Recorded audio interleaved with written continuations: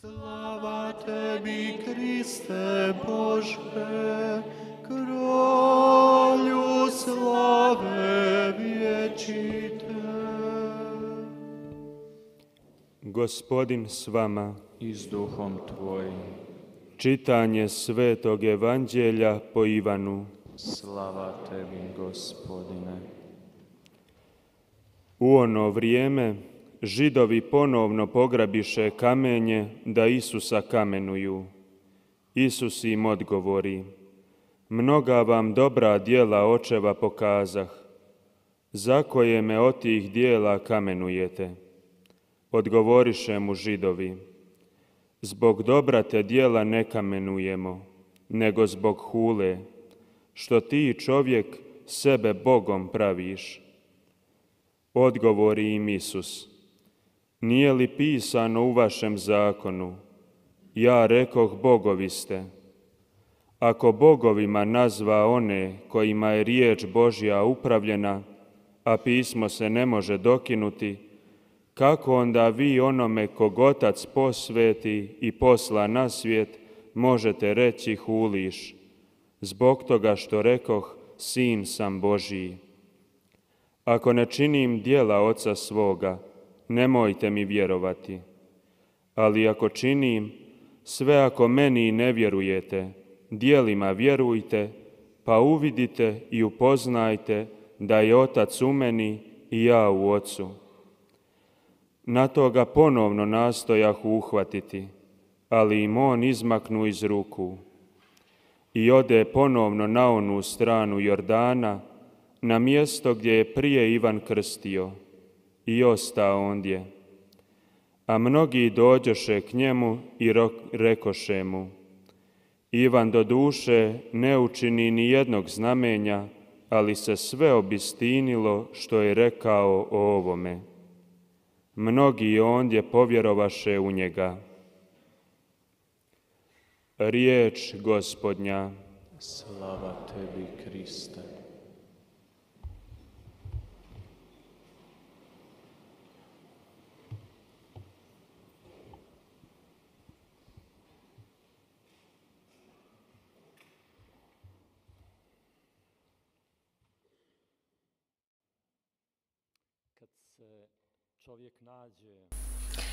사람이 어떤 한계에 도달했을 때, 다른 사람들과 싸우면서 한계에 도달할 때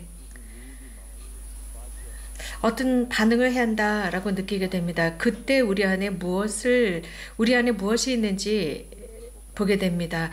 사실 그 전에는 우리가 누구인지 어떤 사람인지 잘 보이지 않다가 이런 한계에 도달하고 내가 어떤 싸움에서 내가 반응하지 않으면 안 되는 순간에 이런 것들이 드러납니다. 그래서 이런 싸움이 격렬하면 격렬할수록 우리들의 성격이 드러납니다. 그래서 여기에서 이런 다툼 혹은 말싸움, 아주 심각한 말싸움, 이런 속에서 드러납니다. 여기는 예수님과 성전에 계신 예수님과 유대인들 사이에서 드러나고 있습니다. 요한복음에서 예수님께서 이런 상황에 계신 것을 요한복음사가는 상세히 전하고 있습니다. 그런데 오늘 저녁 우리가 듣지 못한 한 귀절이 있는데, 이 귀절은 요한복음의 특징이기도 한데 여기에는 드러나지 않습니다. 한겨울이었다라는 표현입니다. 한겨울이었다. 어떤 계절인지 드러내고 있습니다. 요한복음은 이것을 계절만을 언급한 것이 아니었습니다. 즉 우리가 느끼고 있는 기후적인 어떤 겨울이 아니라 한겨울이었다라는 뜻은 그 성전 안에 한겨울이라는 뜻입니다. 즉 굉장히 쌀쌀하고 냉랭한 분위기라는 뜻이겠죠. 이러한 쌀쌀함 속에서 사람들이 있었고 그 말들이 아주 쌀쌀맞았습니다. 비난의 화살들을 꼽고 있었습니다. 이런 말들이 오고 가고 있었습니다. 굉장히 강한 어투와 어조와 음색이 함께 모두 합쳐져서 비난의 화살을 꼽고 있었습니다. 그래서 그 분노를 그대로 표현하는 말의 표현이었습니다. 한 종교인의 이 화살 같은 말, 한 종교인이 분노하면서 내뱉는 화살 같은 말, 이것은 사실 일반적이지 않습니다. 신앙인에게 있어서 이런 말들은 자칫 잘못하면 굉장히 심각하게 이 사람을 찌를 수가 있습니다. 유대인들은 예수님께 돌을 던지려고 했습니다. 분노의 표현이었습니다. 예수님께 돌을 던지려고 했습니다. 그때 예수님은 그들에게 묻습니다. 여기서부터 이제 논쟁이 시작이 됩니다. 좋은 일을 하였기 때문이 아니라 하느님을 모독하였기 때문에 돌을 던지려고 한다라고 했는데 어떤 일로 나에게 돌을 던지려고 하느냐라고 물었습니다. 왜냐하면 나는 좋은 일을 많이 보여주었다. 아버지의 분부대에 따라서다라고 했습니다. 그런데 이 유대인들은 그런 모든 것을 보지 않고 하느님을 모독하였기 때문이다라고만 했습니다. 하느님의 그 좋은 일을 보지 않았던 것입니다. 그래서 하느님의 즉 그분의 적대자들은 예수님께서 하신 그 좋은 일을 보지 못합니다. 그들은요 그 좋은 일 때문이 아니야. 우리는 당신이 하느님을 모독하였기 때문이야 라고 합니다. 한 면만 보는 것이죠. 종교인들이라는 그들이 분노합니다. 그래서 돌을 던지고 돌을 집어들어서 던지려고 합니다. 좋은 일을 하는 사람에게 말입니다. 유대인들에게 있어서는 쉽지 않은 일입니다. 그들 앞에 한 사람이 있었습니다. 육체를 지닌 한 인간이 하느님의 아들이라고 할 때 또 이 한 사람의 기원을 알고 있습니다. 아버지 어머니를 알고 있고 고향이 어딘지도 알고 있는데 그가 하느님의 아들이다 라고 하는 이런 상황 속에서 유다인들은 정말 분노를 느끼고 하느님을 모독하는 신성모독으로 여겼던 것입니다. 우리로서는 어떻게 보면 사실 예수님 안에 계시는 그 메시아를 발견하기는 너무나 쉬웠습니다. 물론 그분께서 인성을 지니셨지만 그분이 메시아인 것을 우리는 너무나 쉽게 알고 있습니다. 그것은 육안으로 보는 것이 아니라 마음의 눈으로 보는 것입니다. 하지만 유대인들에게 있어서는 매우 어려운 일이었습니다.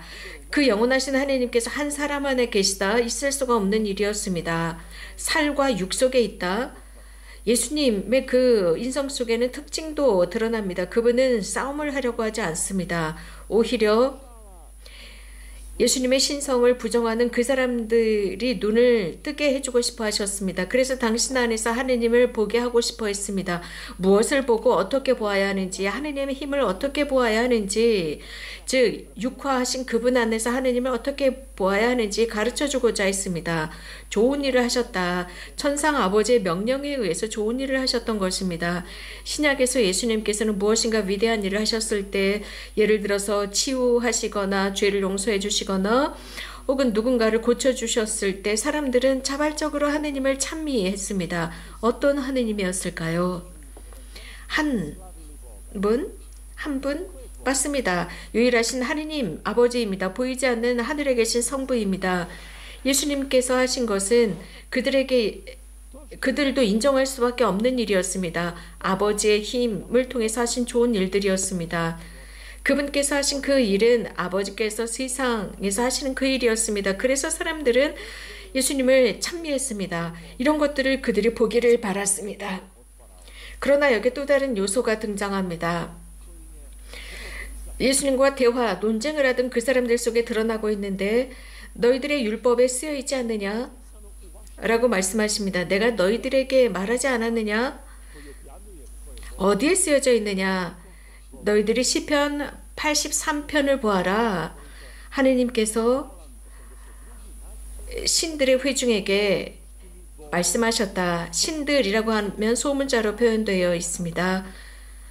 하느님의 이름으로 다른 이들을 비판하는 사람들, 심판관들, 재판관들, 이렇게 하느님의 말씀으로 다른 사람들의 운명을 결정합니다. 그것은 보이지 않는 하느님께 봉사하는 사람들,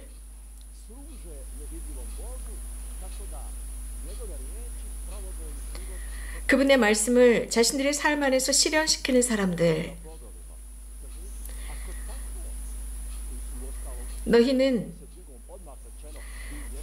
너희들은 신들이라 불린다. 너희들은 하느님의 자녀들이지만 죽을 운명에 처해 있다.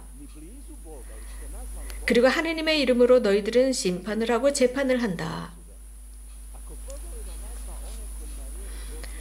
예수님은 또 이런 말씀을 하십니다. 이제 성경 말씀, 하느님의 말씀을 전하는 사람들을 신들이라고 하고 하지만 그 말씀은 바꿔 놓을 수 없는데 이런 상황 속에서 하느님께서 성부께서 직접 보내신 그분 하느님의 아들이라고 하는데 너희들은 신성모독이라고 한다. 그러나 진짜 신성모독은 너희들이 하는 것이다. 진실로 너희들에게 말한다. 진리는 어디로부터 오는 것이냐? 나는 아버지께서 시키는 대로 좋은 일을 하시는 것이다. 너희들은 과연 어떤 권리로 내가 신성모독을 한다고 하느냐? 라고 묻고 계십니다. 너희들은 내가 가지고 있는 그것을 제대로 알지 못한다 라고 하시면서 눈을 뜨고 봐라 라고 하십니다. 말에만 멈추지 말고 그 말의 의미를 알아들어라 입니다. 내가 하고 있는 아버지의 일을 하고 있는 것을 보아라. 그런데도 너희들은 믿지 않는다. 왜냐하면 그들은 장님이기 때문입니다. 그분께서 하신 것을 제대로 보지 못하기 때문입니다. 이것은 예수님께서 우리에게 하시는 말씀입니다. 그렇다면 아버지가 누구이신지 어떻게 알 수 있을까요? 누가 사람이고 누가 아버지 성부인지 어떻게 알 수 있을까요? 이 세상은 무엇으로 이 세상이 움직이는 것일까요? 우리들의 활동일까요? 우리들의 마음은 다 좋다라고 말할 수 있을까요? 우리가 선행을 했다고 해서 다 좋다고 할 수 있을까요? 선행을 했다고 해서 우리가 착한 사람이다라고 할 수 있을까요? 그렇지는 않습니다.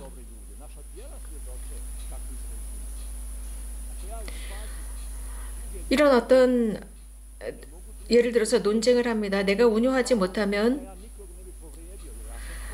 내가 평화롭다, 온유하다라고 말할 수 없습니다. 내 그 활동이 보여주는 것입니다. 활동은 사실 모든 사람이 다 할 수 있습니다. 그래서 그 어떤 누구도 하는 그 활동과 말이 일치되어야 하지만 그렇지 못하는 경우가 있다는 것입니다. 그런데 예수님께서는 말씀하십니다. 성부께서 명령하신 대로 내가 좋은 일을 한다. 그리고 말도 그렇게 한다. 그런데 너희들은 그것을 믿지 않는다. 내가 아버지의 일을 완성하고 좋은 일을 하는데도 그들은 믿지 않는다는 것입니다. 아버지께서 내 안에 계시고 내가 아버지 안에 있다는 것을 너희들은 알아야 한다. 이 말씀, 이것은 유대인들에게 있어서 훨씬 더 심각한 신성모독이었습니다. 아버지는 내 안에 계시고 나는 아버지 안에 계시고 우리는 하나다라는 그 말씀. 이 말씀을 그들은 도저히 받아들일 수가 없었습니다. 매우 힘든 일이었습니다. 그들은 열렬한 종교 심성으로 예수님을 잡아서 돌을 던지려고 했습니다. 요한은 많은 설명을 하지 않지만 예수님은 그 자리를 피하셨습니다. 그리고 나서 요한복음의 가장 멋진 부분이 시작이 됩니다. 아주 작은 디테일이지만 실제로는 볼 수가 없지만 제가 이스라엘을 가보지 않았을 때는 저는 이 부분을 이해하지 못했고 전혀 저에게는 의미가 없었습니다. 그러나 이스라엘 성지순례를 갔을 때 한겨울에 그곳에 성지순례를 갔을 때 요한이 무슨 말을 하고자 했는지 깨달았습니다. 요한은 이런 말을 했습니다. 예수님은 다시 요르단 강 건너편 요한이 전에 세례를 주던 곳으로 물러가시어 그곳에 머무르셨다. 그러자 많은 사람이 그분께 몰려와 서로 말하였다. 라는 이 부분입니다. 예루살렘은 해발 800m입니다. 그래서 겨울에는 춥습니다. 그런데 요르단 강으로 내려가게 되면 1시간 정도 걸어가면 요르단에 도착을 하는데 한 1000m 정도 아래입니다. 해저 1000m입니다. 요르단은 그래서 덥습니다. 늘 더운 날씨를 보여주고 있습니다. 그때 저는 깨달았습니다. 성전에서의 그 한겨울이었다. 냉랭함, 싸늘함. 그 싸늘함이 있었지만 요르단은 따뜻했습니다. 그것은 기후적으로도 그랬지만 거기에 모여있는 사람들은 예수님을 따뜻하게 환영했다는 것입니다. 그래서 요한은 이 요르단 강 건너편에 그 따뜻한 곳으로 간 곳, 세례자 요한이 세례를 주던 바로 그곳, 많은 사람이 그분께 몰려와 있습니다. 그래서 유대의 성전에서 유대인들과 이곳 요르단강 건너편의 사람들의 분위기는 서로 달랐습니다. 성전에 있었던 유대인들은 예수님께 돌을 던지려고 했지만 세례자 요한이 머무르던 그곳은 예수님을 금방 알아보았습니다. 그분의 사명을 금방 알아보고 예수님을 향해서 저기 하느님의 어린 양이 오신다. 세상의 죄를 없애시는 분이시다 라고 했습니다. 거기에는 친구들이 있었습니다. 이웃이 있었습니다. 그분을 환영해주는 사람들이 있습니다. 거기서 예수님은 훨씬 더 심오한 말씀을 하셨습니다. 거기에서 예수님은 친구요 라고 했습니다. 그래서 너무너무 가까운 친구, 가장 가까운 친구라고까지 불렀습니다. 그곳 요르단강 건너편에서 너는 내 아들, 그 강에서 너는 내 아들, 내 사랑받는 아들이다 라는 말씀이 들려왔습니다. 여기서 예수님은 두 가지를 경험하십니다. 하늘로부터의 인정, 사람들로부터의 인정이었습니다. 그렇기 때문에 우리에게 이것은 어떤 의미를 줍니까? 성전에서의 그 쌀쌀맞음이 있는 반면에 우리는 우리를 치유하는 따뜻한 곳을 필요로 합니다. 우리들의 상처를 따뜻하게 보듬어 줄 수 있는 그 요르단 강 건너편 말입니다. 우리는 상처받고 화가 났고 신경질이 났고 그래서 숨고 싶습니다. 이런 순간에 하느님이 가까이 하셨던 그 경험을 우리는 하고 싶어 합니다. 인간적인 따뜻함, 편안함, 위로가 있는 것을 우리는 찾습니다. 그래서 이런 곳은 하느님께 축성된 장소가 아니겠습니까? 그렇다고 저는 생각합니다. 어쩌면 광야, 사막일 수 있습니다. 요르단강 쪽은 사막입니다. 아무것도 없는 곳입니다. 이러한 광야는 하느님께서 가까이 하시는, 따뜻함으로 가까이 하시는 곳일 수 있다는 것이죠. 이런 이미지는 바로 우리 세대, 우리 세상에 아주 필요한 모습입니다. 성전에 있었던 그 사람들 냉랭합니다. 폭력적인 언서를 사용하고 돌을 던지려고 하고 예수님을 이해하지 못했습니다. 너무나 쌀쌀맞았지만 이러한 언어적인 폭력과 쌀쌀함과 냉랭함으로부터 성전에서의 그런 냉랭함으로부터 치유받을 수 있는 곳, 요르단강 건너편 하느님이 함께 하시는 곳, 가까이 계시는 그곳이었습니다. 바로 그런 하늘이 열린 곳으로 예수님은 돌아가십니다. 하느님이 함께 하시는 그곳으로 가십니다. 우리 사람들에게는 매우 매우 중요한 말씀입니다. 이런 경험, 하느님께서 가까이 하신다는 경험을 하는 게 중요합니다. 그게 2분여도 좋습니다. 2초여도 좋습니다. 너는 내 아들, 내 사랑받는 아들이다 라는 것을 경험한 장소, 내가 치유받을 수 있는 장소, 인간적인 관계가 치유받고 이해받을 수 있는 장소가 필요합니다. 중요한 것은 한 사람, 나를 이해해 줄 수 있는 한 사람이 필요합니다. 내 사명이 무엇인지 이해해 주는 사람. 요한은 이 세례자 성 요한을 만났던 그곳, 나를 아무도 이해하지 못하는 그곳이 아니라 이해받았던 그곳을 그리워하고 찾기 마련입니다. 요한은 이렇게 전합니다. 예수님은 그곳에 머무셨다라고 했습니다. 예수님은 오랫동안 성전에 머무실 수도 있었습니다. 그러나 거기에서 쫓겨나셨습니다. 그리고 요르단으로 가십니다. 요르단 강 건너편이라고 분명히 언급합니다. 어떤 일이 일어났습니까? 요한이 세례를 주던 그곳. 그래서 세례자 요한은 저분은 진짜다라고 하셨던 그곳. 뭐라고 했습니까? 세상의 죄를 없애시는 어린 양이다라고 했습니다. 여기서 조심해야 하는 것은 세례자 요한이 가까이 오시는 예수님에게서 무엇을 보았을까요? 사명을 보았습니다. 그분의 어깨에 지어져 있는 죄를 보았습니다. 하지만 그들을 단죄하지 않았습니다. 예수님은 그곳에 있는 그 사람들의 죄를 당신이 대신 지셨습니다. 그들을 단죄하거나 비난하지 않았습니다. 지친 사람들, 무거운 짐을 지고 있는 사람들, 마음이 무거운 사람들, 상처받았고 인간관계 속에서 회복되지 못하는 상처 속에서 죄의식 속에 살아가는 그런 사람들을 예수님은 보셨습니다.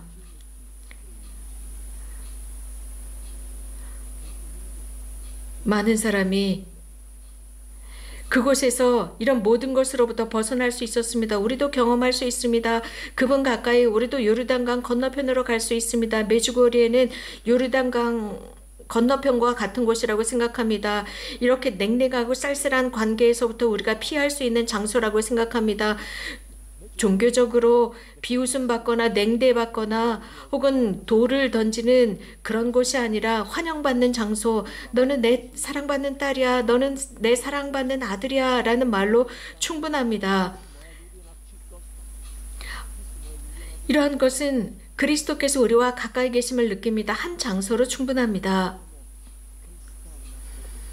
내가 보호받을 수 있는 장소, 하느님께서 함께 하시는 바로 그 장소, 그래서 하느님이 살아계신다는 것을 경험할 수 있는 그 한 장소로 충분합니다.